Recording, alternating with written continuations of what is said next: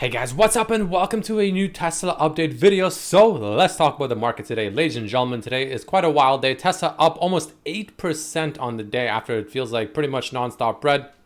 We not only get a green day yesterday, but we finally get an actual green day today, severely this time outperforming the markets, since the market was up only about 1% for the NASDAQ, for the QQQ, right? While Tesla, of course, substantially higher than that. So finally some good news we can talk about. But all that being said and done, if you enjoyed, don't forget to hit that like button. Again, none of this is financial advice as per usual, but let's just jump right into it. So like I said, Tesla, ending the day, the market's still open for another minute and a half, but pretty much up almost 8%, putting us around $183 at the close, right? So that is wonderful news. Now, it's not over yet, right? We need a little bit more, right? This is a phenomenal start. This is more or less what I want to see, which is really, really good. But we need to see follow through, right? We need to see follow through. You can see on the daily, this is again the conservative version of the line, right? This is the less conservative. This is the more conservative. We are essentially right at the top of it, right? We are essentially right at the resistance. The fact that we might close above 182.5 is a good start. It's a good start. It's a really good start. But we need to see follow through, right? This is really, really important. So there's essentially, the way I see it is, because we're at the resistance, we want to see follow through because, again, don't forget, tomorrow's closed and Friday is a shorter day. So take that as you will. But pretty much what we want to see is we want to see a rally, maybe even up to as high as this kind of like mid 180s, right? Like maybe 185, maybe 187, something like that is where we want to see potentially go. And I think it actually very well might. There's a chance, right? I don't want to jinx it, but there is a chance. But ultimately, what I want to see is an actual breakout, a more obvious breakout, if you will, of this overall downtrend that we are in, which can potentially confirm that we are finally breaking it. Again, the less conservative version of it is, of course, looking at it as something like this, right? Which will require a lot more work for us to truly break out of this one. However, I personally believe that this one is also fairly, pretty valid actually to use as, the overall trend line resistance, I guess, or the top of this little bullish wedge, if you will, that we are currently in. It is very possible to use this one as well. So we'll see kind of what it comes down to, right? But all in all, great start. Need to see follow through. Now, the most important thing to notice is the fact that on this massive green day, you can see the RSI is, of course, peeking its head up above and making potentially a higher level than this over here, right? Which again, back when we were sitting at these levels here, Tesla was closing around the 190s. Right now we are at the 183, and it's obviously making, it's peaking its head above that, which is great. That's pretty much a confirmation and a follow through on the bullish divergences I did talk about, which is really, really good. And what we want to see, we can finally take a look at these bad boys over here. The 21 EMA, we are starting to slowly approach it, which is sitting all the way at 195, right? And then the other thing that we care about here is going to be the 5 and the 10, which we are above the 5, but we are essentially right at the resistance of the 10. So getting above the 10 and getting above this resistance on this overall downtrend will be essentially the next step. We are pretty much right at it, knocking on the door. Just need to see some follow through. But let's just say in theory we were to break it. Let's say on Friday maybe, right? This is what I would personally want to see happen, right? If we were to break it, I'd want to see a break, more obvious break, maybe, 185, 186, come down, retest it, and then go up like this. I don't know why I keep squiggling when I move it. It's like annoying. It's like when I move it, it's really slowly. It just squiggles. It's kind of annoying. Let me try it again. There we go. Something like that, right? Is kind of what I want to see more or less from Tesla, right? I want to see a more obvious kind of breakout of this little, downward pennant or wedge that we are in.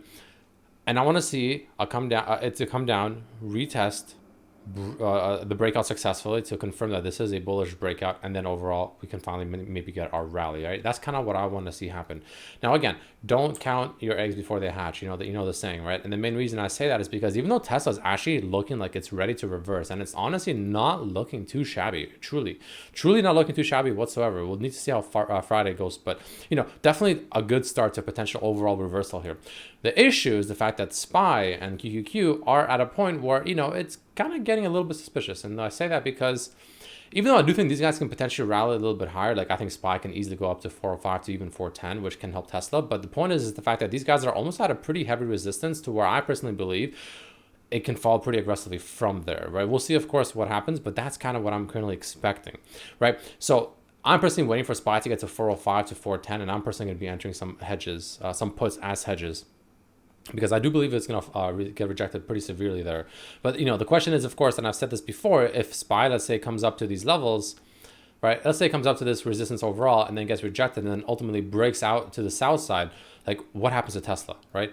what does that mean for Tesla? Like, where does that take Tesla overall? Because, at the end of the day, even though Tesla tends to kind of do its own thing, the market still has some form of impact on the way Tesla can perform, unless it just completely and utterly ignores the market and what the market wants to do. If the market falls like 3%, Tesla's up 6%, for instance, right?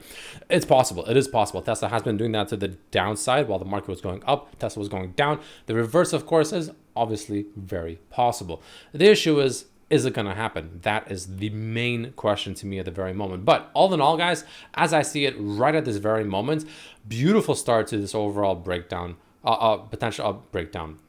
Beautiful start to potentially stopping this overall breakdown that we are currently experiencing. Just need a bit of a push, just need a bit of follow through, hopefully on Friday, ideally next week. Again, like I said, not only do we want to close above this, but we also want to make sure that we can potentially come down, retest it successfully, and then ultimately make our way up to the top, right?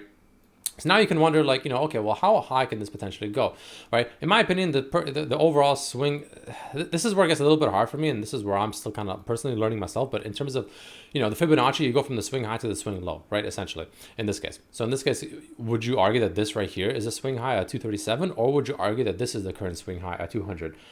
It's hard to say. We can take a look at both of them, right? So the first option is this being the swing high to this being the swing low. Where can this potentially take us if we do end up getting an overall rally? At the very least, I think we'll come down. I'll come up rather to 193.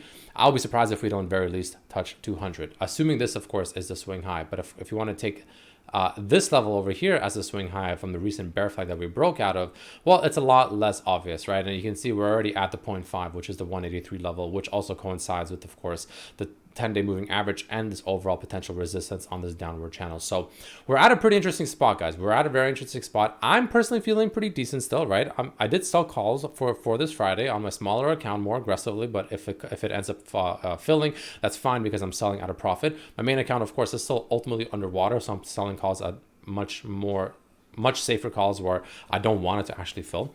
I'm just doing it to collect some premium, not a lot of premium, obviously percentage-wise, but it's better than nothing. However, because Tesla is overall setting up these beautiful bullish divergences still on these time frames, I'm still feeling pretty okay. I'm not too worried just yet, right? Until something major happens that makes me worried. At the very moment, I'm feeling pretty okay. And you can see in the 3-hour, we are kind of starting to break out of this little downward channel, which is a good start as well. So we're pretty much right at that door, man. We're knocking on it one step, or 1 foot rather, in the door, it feels like as well. Now, moving over to the smaller time frames, you can see, and this is where I personally believe that, maybe we will get a bit of a rally, but you can see we are starting to set up some bearish divergences on the smaller time frames, which again, only signifies the next maybe day or two of trading, right?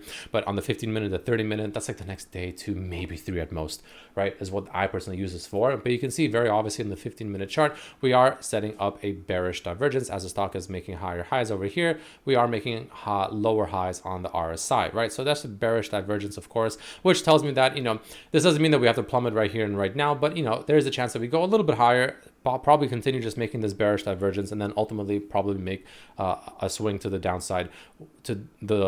How severe that swing to the downside will be is the main question. I'm hoping personally that swing to the downside that plays out this kind of bearish divergence on the smaller time frames, which also means that the move itself won't be that crazy.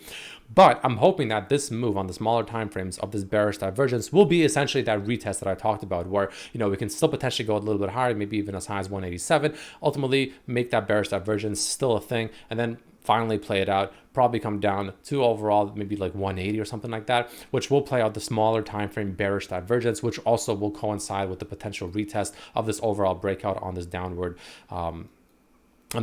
wedge the bullish wedge that we potentially do break out of, assuming it goes the way I just said, which will all kind of coincide and all kind of make sense, because again, on the longer time frames, which overall gives us kind of an idea of the actual trend, is overall actually looking not that bad, overall looking like it has definitely potential to be a bullish reversal. So that's kind of what I'm seeing, guys. Let me know what you think down below. Tomorrow, most likely not going to be a video, so keep that in mind. But Friday, when the market is open once again, at least the American market, I will make a video, of course, a little bit earlier in the day, since it is a shorter day for the market itself. It closes at 1 or 2 p.m. Eastern, so keep that in mind. But that's kind of what I'm seeing at the very moment. Ladies and gentlemen, the VIX is absolutely collapsing. I still think it has a bit ways to go, probably down to, again, maybe 19.5 before it probably gets a bit of a bounce, which can potentially give the market that little bit of extra room to go up to about this kind of 405 to 410 level, where I personally will be looking to enter some puts on SPY as a hedge. But that's kind of what I'm seeing. Let me know what you guys think down below. Other than that, I'll see you guys probably on Friday. So until then, thanks for watching. Peace.